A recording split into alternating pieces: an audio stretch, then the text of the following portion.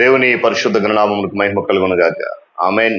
క్రీస్తునందు ప్రియులారా, దేవుడు తన మహాకృపను బట్టి మరొక నూతన ఉదయకాల సమయంలో 3వ పరిశుద్ధ దినం 6వ మాసం ఇటు రీతిగా ఆయన పాద సముఖములో నిలిచి ఉండడానికి చక్కటి శ్రేష్టమైన విలువైన ధన్యకరమైన సమయాన్ని మనకు ఇచ్చారు. అందును బట్టి ప్రభు ఉన్నతమైన గణనామమునకు మహిమ కలుగునుగాక. క్రీస్తునందు ప్రియులైన దైవజనులు, స్నేహితులు, విశ్వాసులు, సహోదరి సహోదరులు ఈ కార్యక్రమాన్ని వీక్షిస్తున్న ఆత్మీయులందరికీ కూడా ప్రియ ప్రభువును మన రక్షకుడైన యేసుక్రీస్తు వారి శ్రేష్టమైన నామములో ఉదయకాలపు శుభములు మరియు నిన్ను వందనాలు. ప్రాముఖ్యంగా మరి ఈరోజు ఒక ప్రత్యేక దినంగా తండ్రుల దినోత్సవం. మరి తండ్రులైన ప్రతి ఒక్కరికి కూడా మరి హ్యాపీ ఫాదర్స్ డే ప్రభు నామంలో. రైట్, బాగున్నారు కదండి. రండి, ఈ దినం కూడా మిమ్మల్ని అందరిని ప్రేమతో నేను ఆహ్వానిస్తున్నా. అనుదిన అభివృద్ధి ఉదయకాలపు ధ్యానాలు అనేటువంటి ఆధ్యాత్మిక కార్యక్రమంలో నాతో పాటు పాలుభాగండి, వాక్యాన్ని ధ్యానించండి, దేవుని దీవెన పొందండి. బైబిల్ సగలోనే తెరవండి. ఒక్కవేళ లేని పక్షాన చదువుతున్న మాట జాగ్రత్తగా వినండి, గ్రహించి వాక్య ధ్యానంలో పాలుభాగండి. నేటి దిన ధ్యాన వాక్యంగా యోహాను సువార్త 17వ అధ్యాయము 4వ వచనాన్ని చదువుతా ఉన్నాను. చేయుటకు నీవు నాకు ఇచ్చిన పని నేను సంపూర్ణముగా నెరవేర్చి భూమి మీద నిన్ను మహిమపరచుతిని. దేవుడు తన పరిశుద్ధ లేఖన మాటను మనకు హృదయించును గాక. ప్రార్థన చేద్దాం. మహాగణుడు, మహోన్నతుడైన మా ప్రియ తండ్రి, మీకు వందనాలు. ఆశ్చర్యకరుడవు, ఆలోచనకర్తవు, నిత్యుడగు తండ్రివి, శ్రేష్టమైనటువంటి నీ సన్నిధానంలో మమ్మల్ని బలపరుస్తున్నందుకు స్తోత్రాలు. ఈ దినము కూడా ఈ ఆధ్యాత్మిక కార్యక్రమం ద్వారా విలువైన నీ మాట వినబోతుంటుండగా నీ సన్నిధి కాంతి మాత్రం ఉంచండి. ఘనత మహిమ మీరే పొందండి. యేసయ్య శక్తి కలిగిన నామములో అడుగుతున్నాను మా తండ్రి. ఆమేన్. చాలా సంతోషం ప్రియులరా. చదవని మాటను కొన్ని నిమిషాలు జాగ్రత్తగా గమనిద్దాం. ఏంటి కారణం అంటే, ఈరోజు ప్రారంభంలో చెప్పినట్లుగా ఫాదర్స్ డే, తండ్రుల దినోత్సవం. ఇక్కడ కూడా యేసుక్రీస్తు ప్రభువారు తండ్రి అయినటువంటి దేవునికి విశ్వాసులుగా ఉన్న మన పక్షాన ప్రార్థన చేస్తున్నట్లుగా, విన్నపం చేస్తున్నట్లుగా ఇక్కడ మనకు కనబడతాం. కారణం ఏంటంటే, ఆయన తండ్రి పని మీద భూమి మీదకి వచ్చాడు. ఆ పని అంతటినీ ఎక్కడ కూడా అలసత్వం ప్రదర్శించకుండా క్రమంగా చేసినట్లుగా కూడా ఇక్కడ జ్ఞాపకం చేస్తాడు. అందుకని అటు చేయడానికి నువ్వు నాకు పని ఇచ్చావు తండ్రి, ఇదిగో దానిని నేను సంపూర్ణంగా నెరవేర్చాను, తద్వారా భూమి మీద నిన్ను మహిమపరిచానని చెప్పి ఒక శ్రేష్టమైనటువంటి విలువైన మాటను ప్రభు అక్కడ తండ్రితో చెప్పినట్లుగా ఈ వచనం మనం జ్ఞాపకం చేస్తుంది. అంటే సమర్పణ అనంతరం తర్వాత కార్యక్రమం ఏంటి? ఇక్కడ యేసుక్రీస్తు ప్రభు వారు తండ్రి చిత్తానికి లోబడి తనను తాను సంపూర్ణంగా సమర్పించుకున్నాడు. తర్వాత కార్యాచరణ ఏంటి అని ఆలోచన చేసినప్పుడు భూమి మీదకి వచ్చి మానవులందరికీ ఒక శ్రేష్టమైన మార్గాన్ని బోధించిన తర్వాత ఆయన మరలా అదే మానవుల కొరకు హింసలు అనుభవించడం, శ్రమలు అనుభవించడం, కష్టాలను, చివరికి తన ప్రాణాన్ని కూడా త్యాగం చేయడం, ఇదంతా చేసిన తర్వాత సంపూర్ణంగా ఆ పని నేను చేశాను. ఎంత గొప్ప అద్భుతమైన మాట చూడండి. అసలు నిజమైన సమర్పణ అంటే ఏంటి?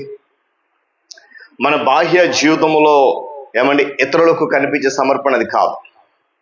మరేంటంటే మన చిత్తాన్ని, మన ఇచ్చను, మన యొక్క ఆ మనశ్శాంతి, మన కోరికలను సమర్పించుకున్నప్పుడే అది నిజమైన సమర్పణ అవుతుంది. కుమారుడిగా ఉన్నటువంటి యేసుక్రీస్తు ప్రభువారు తండ్రి అయిన దేవునికి తనను తాను సంపూర్ణంగా సమస్త తన కోరికలు, తన ఇచ్చను, తన యొక్క మనశ్శక్తిని అన్నీ కూడా సంపూర్ణంగా సమర్పించుకున్నాడు. ప్రియులారా, మన చిత్తాన్ని, మన ఇచ్చను దేవునికి లోపరచడంలోనే అసలైనటువంటి సంఘర్షణ అనేది ఎదురవుతుంది. అయినా మనము తనకు లోబడాలని దేవుడు మనల్ని ఇప్పుడు కూడా బలవంతం పెట్టలేదు.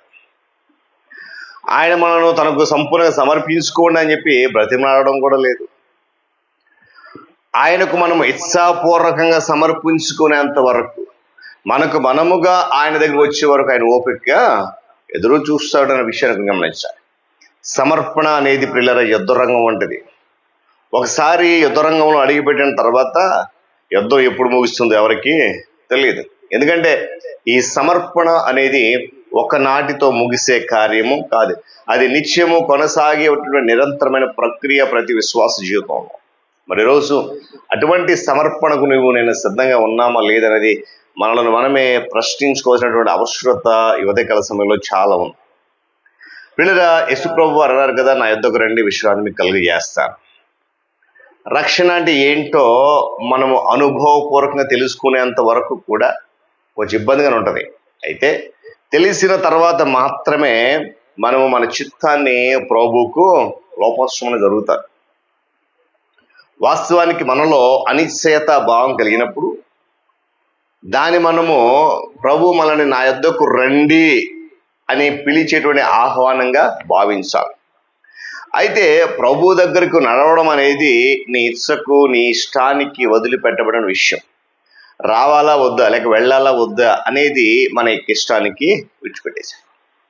ఆయన అంటాడు కదా, ఎవడైనాను నన్ను వెంబడింపగోరితే తనను తను ఏం చేయాలా, ఉపేక్షించుకోవాలి, తన శిలువను వెంబడించాలి. అంటే విడుదల కొరకైనటువంటి సమర్పణ, నిజమైనటువంటి భక్తి కొరకు సమర్పణ ఇది.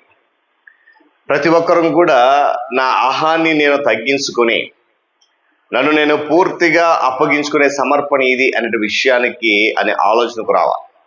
యేసుప్రభు వారు సార్వభౌమాధికారం కలిగిన వ్యక్తి. ఆయన సమస్తం, ఎటువంటి అహము లేదు, ఎటువంటి గర్వం లేదు, ఎటువంటి అతిశయం లేదు.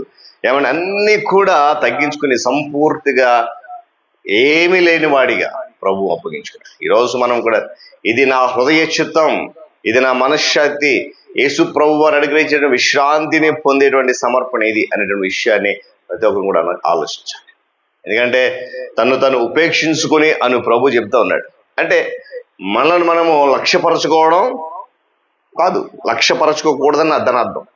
మనల్ని మనం హెచ్చించుకోకూడదని దాని అర్థం. ఏమంటే మనల్ని తగ్గించుకోవాలంటే ఏమీ లేదు, నేను అసలు ఏమీ లేదు, పౌలు అంటాడు కదా, బ్రతుకుట క్రీస్తే.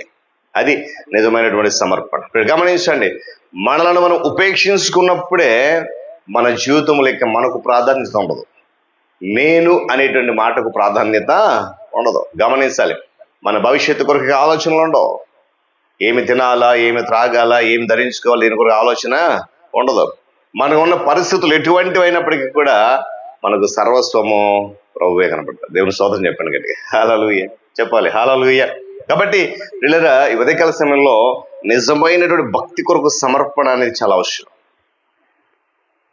మరొక చోట అంటే యోహాను సువార్తలో ఆయన, వేడొక్కడు నీ నడుము కట్టి నిన్ను తీసుకుని పోవును. నడుము కట్టుకోవడం అంటే మరణానికి ఉద్యుక్తుడు కావడం అని నీకు తెలుసా? మరణం కొరకు మరణించడం కొరకు సమర్పించుకోవాలి. యేసుప్రభు వారు నా పాపం నిమిత్తం ఆయన మరణించడానికి సమర్పించుకున్నాడు. అవునా కదా? ఎస్ కదా. అంటే సమర్పించుకోవాలనేటువంటి నిర్ణయము ఉద్వేగభరితమైన నిర్ణయం కాకూడదండి. గమనించాలి, ఉదయకాల సమయంలో ఏదో ఆలోచనతోటి, ఏదో క్షణికావేశం అంటారు కదా, అలా ఉద్వేగభరితంగా తీసుకునే నిర్ణయం కాకూడదు. ఎందుకంటే అది ఆవేశపూరితమైన నిర్ణయం అయినప్పుడు మనం మళ్ళీ ఆ నిర్ణయాన్ని వెనక్కి తీసుకునే ప్రమాదము ఉంది. ప్రభు దగ్గర ఒక్కసారి నిర్ణయం తీసుకున్న తర్వాత దాన్ని మరలా మనం వెనక్కి తీసుకోకూడదు. తండ్రి దేవుని దగ్గర యేసు ప్రభు ఒక నిర్ణయం తీసుకున్నాడు, మరలా దాన్ని తన పని ముగించే వరకు కూడా ఆ నిర్ణయాన్ని వెనక్కి తీసుకోలేదు. ఎందుకంటే అది ఉద్వేగభరితమైనటువంటి నిర్ణయం కాదు, ఆలోచించి ఏమండి మనుషుల కొరకు మరణించడం కొరకు తీసుకున్నటువంటి నిర్ణయం సమర్పణ. గమనించాలి. కనుక మనల్ని మనము యేసు ప్రభు వారికి సమర్పించుకోవడం అంటే ఆయన మరణం యొక్క సాదృశ్యమందు ఆయనతో ఐక్యము కలిగి ఉండడం. ఇదే నిజమైనటువంటి సమర్పణ. సమర్పణ తర్వాత తదుపరి కార్యక్రమం ఏంటి? ఇది ఒక ప్రశ్న. అయితే దేవునితో ఎడతెగనటువంటి అనన్యత కాపాడుకోని ఉత్కంఠలో ఎప్పుడు కూడా ఉండాలి. పైగా ఇది మన జీవితంలో మొదటి ప్రాధాన్యతగా కనుక ఉదయకాల సమయంలో ఇంకా ఒకవేళ మనలో ఎవరమైనా మనముగా స్వతహాగా ప్రభువుకు సమర్పించుకోలేని పరిస్థితులు ఉంటే కనుక ఈ ఉదయకాల సమయంలో అలాంటి వారి కొరకే పరిశుద్ధాత్మ దేవుడు ఇస్తున్నటువంటి శ్రేష్టమైన వాక్కు, హెచ్చరిక. కనుక దాన్ని స్వీకరిద్దాం, సంపూర్తిగా ప్రభువుకి సమర్పించుకుందాం. తద్వారా ఏంటి అనే విషయాన్ని మనం ఒకసారి ప్రభు యొక్క కృపలో ఆలోచిస్తూ పరిశుద్ధాత్మ నడిపింపుల ముందుకు కొనసాగాలి. ప్రార్థన చేసుకుందాం. దేవుడి మాటలు మా కొరకు దీవించును గాక. మహోన్నతుడు మీకు వందనాలు. అద్భుతమైన నీ మాటలు ఈ ఉదయకాల సమయంలో వినడానికి సహాయం గ్రహించని ఇష్టం. మీ సన్నిధి కాపుదలలో అనేక విషయాలు, లోతైన విషయాలు నేర్చుకుంటున్నాం. మరింత బలపరచండి, దీవెనతో నింపండి. ఈ దినం జరగబోతున్నటువంటి ఆరాధన క్రమం అంతట్లో కూడా మీరు మాతో ఉండండి. ప్రతి స్థలమందు మీ ఆత్మను సంచరింపచ్చు. ఈ కార్యక్రమం ద్వారా వింటున్న బిడ్డలందరినీ ఆధ్యాత్మిక బలపరచడి, స్థిరపరచండి. క్రీస్తు యేసు వారి శక్తి కలిగిన నామమున అడుగుతున్నాను తండ్రి. ఆమేన్. త్రియేక దేవుని దీవెన, ఆయన సన్నిధి కాపుదల సదాకాలము మనందరికి తోడు నడిపించును గాక. ఆమేన్.